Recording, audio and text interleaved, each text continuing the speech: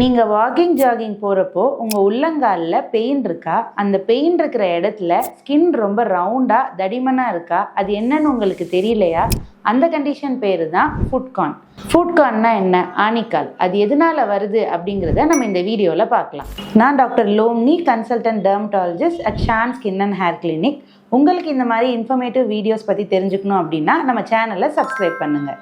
ஆணிக்கால் எதனால வருது அப்படின்னா, உங்களோட கால் சைஸுக்கு ஏற்ற மாதிரி ஷூஸ் போடாமல் ரொம்ப பெருசாவோ இல்லை சின்னதாவோ போடுறனால உங்களோட காலில் அந்த உராய்வு ஏற்பட்டுட்டே இருக்கிறனால ஃபுட்கார்ன் வரலாம்.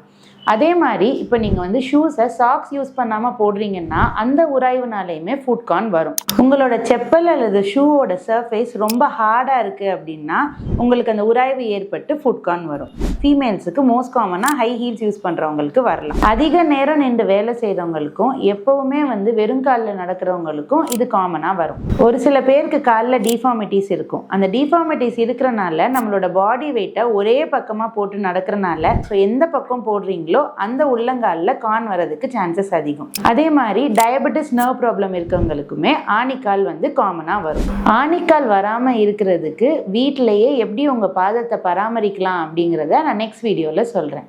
தேங்க்யூ.